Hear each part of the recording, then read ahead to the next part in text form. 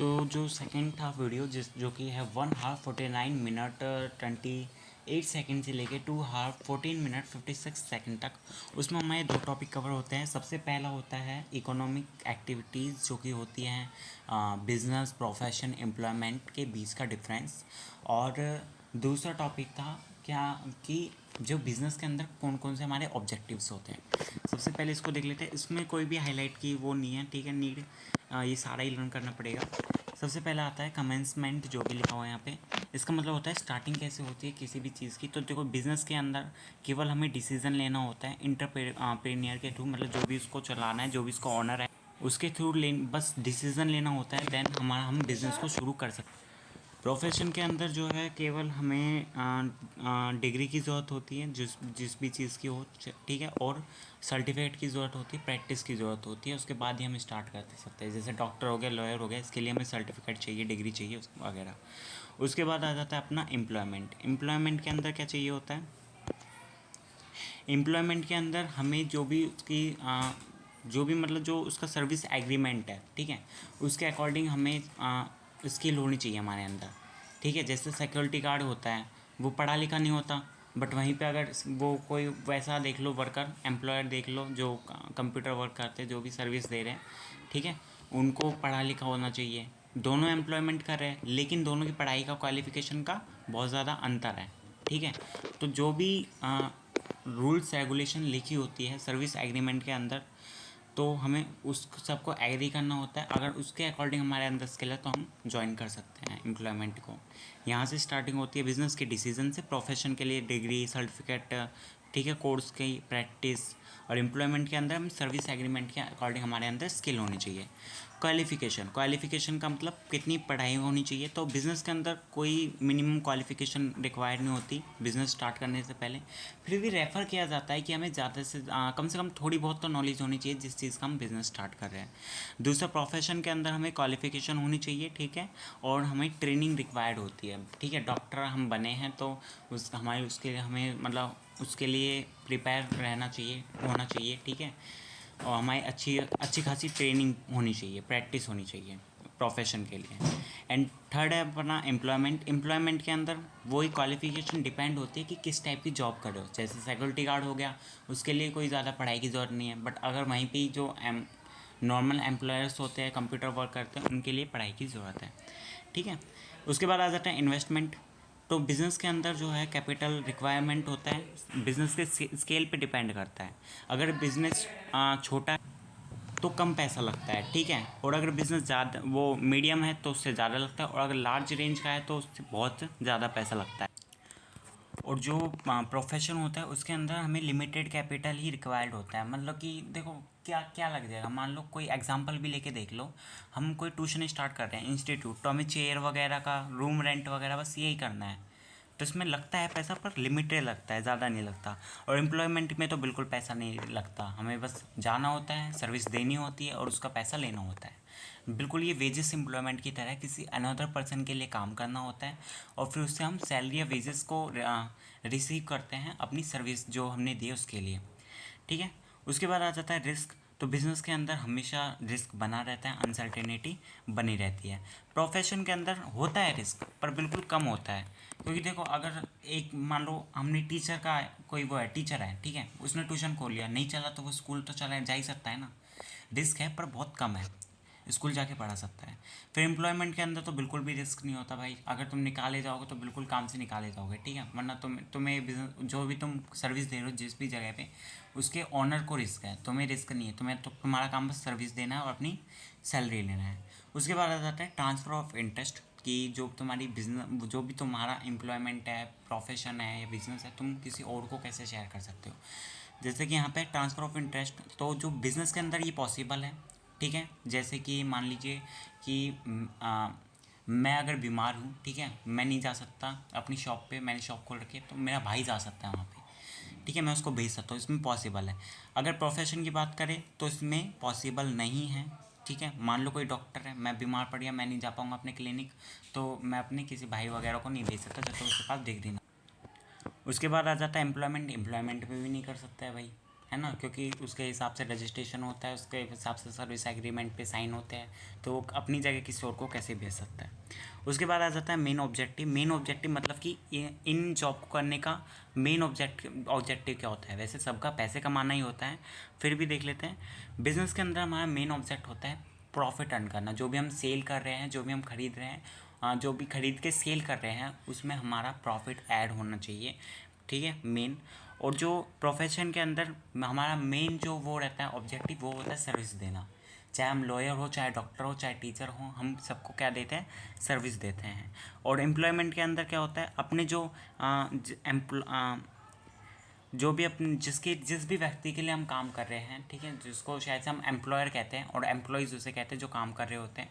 Employer जिसके लिए काम किया जाता है, एम्प्लॉय जिसको जिसको क्या कहते हैं, जिसके लिए काम किया जाता है, मतलब कि एम्प्लॉयज़ उसे कहते हैं जो काम करता है किसी दूसरे इंसान के लिए, और एम्प्लॉयर उसे कहते हैं जो कि काम कराता है। तो जो एम्प्लॉयज़ होते हैं वो अपने एम्प्लॉयर को ज़्यादा से अच्छे से बिल्कुल सेटिस्फाई कर सके, ज़्यादा से ज़्यादा। उनका मेन ऑब्जेक्टिव यही रहता है ताकि उनका प्रमोशन किया जाए। कोड ऑफ कंडक्ट का यहाँ पे मतलब है रूल्स एंड रेगुलेशन क्या होते हैं। तो बिज़नेस के अंदर कोई ज़्यादा रूल्स एंड रेगुलेशंस नहीं होती है।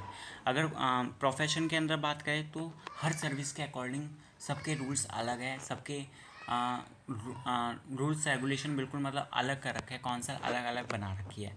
जैसे डॉक्टर के अलग रूल्स हैं, ठीक है, और लॉयर के अलग रूल्स हैं, टीचर्स के अलग रूल्स हैं।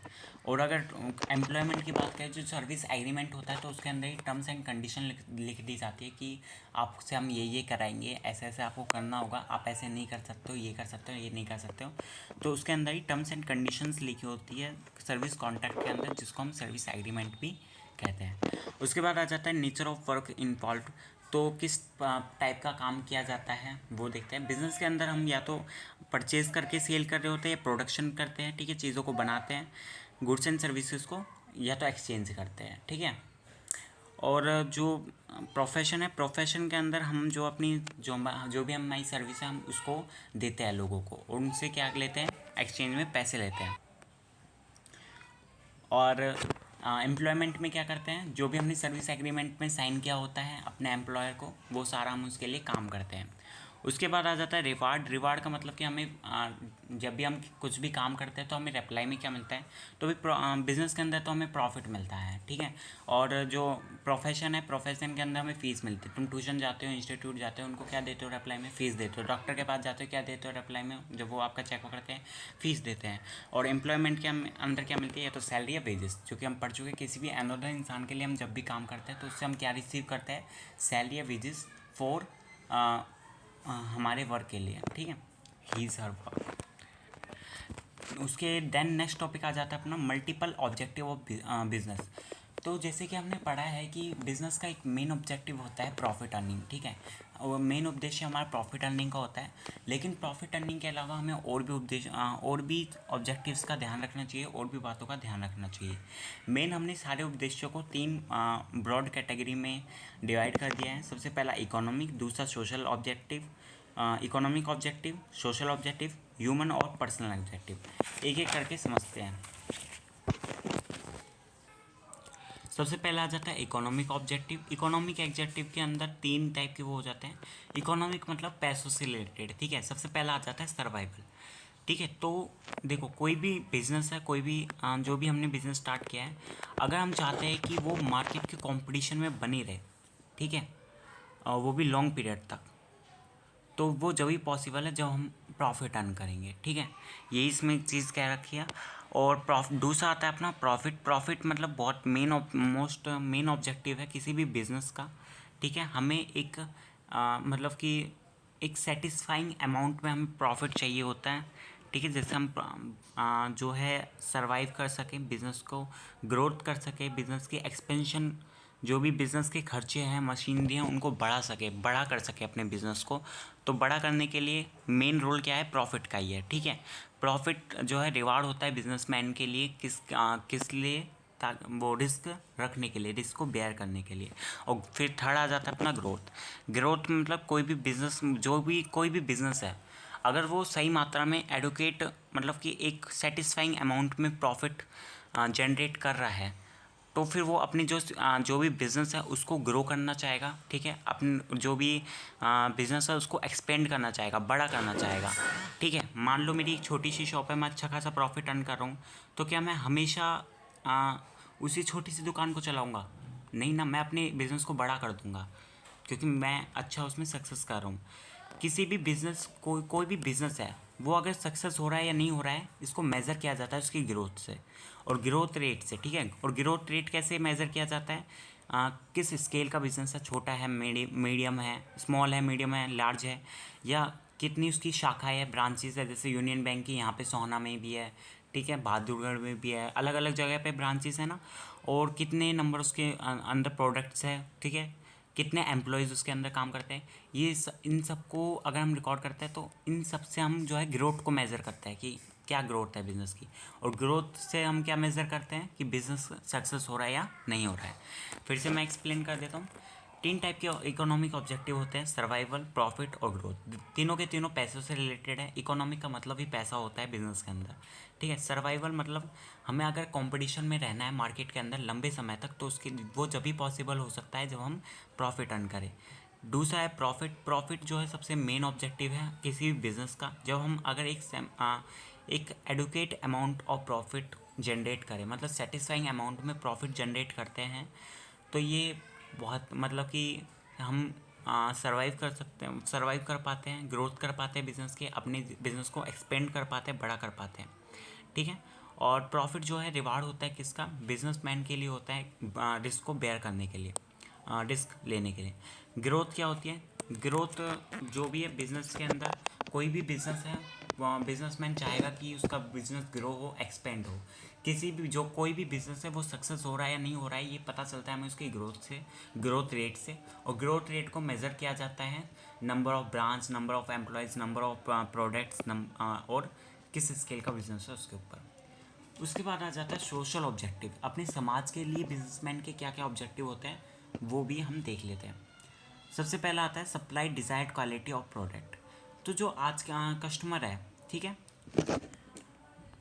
भाई, कोई भी कस्टमर है वो चाहेगा कि वो जितने भी पैसे दे रहा है, ठीक है, उसके हिसाब से उसको सेटिस्फाइंग क्वालिटी में उसको प्रोडक्ट मिले, ठीक है, रीज़नेबल प्राइस पे। तो जो आजकल के कस्टमर है वो क्वालिटी कंजशन, सॉरी ये दोबारा से करता हूँ मैं। तो जो भी आजकल के जो कस्टमर्स हैं वो चाहते हैं किसी भी बिजनेसमैन से कि जिससे भी वो सामान खरीदते हैं कि जो भी उनकी जो भी प्राइस है उसके अकॉर्डिंग उनको सेटिस्फाइंग क्वालिटी में प्रोडक्ट मिले। जो आजकल के कस्टमर है वो क्वालिटी कंजेशन है, मतलब कि बिल्कुल कंजेशियस है, जो भी लिखा हुआ है।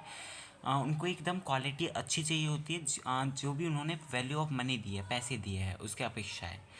क्वालिटी अलग अलग प्रोडक्ट की अलग अलग टाइप की हो सकती है। जैसे कि कंज्यूमर को कोई फ्रिज खरीद रहा है, टीवी खरीद रहा है, तो उसकी लंबे समय तक चले ऐसी क्वालिटी होनी चाहिए।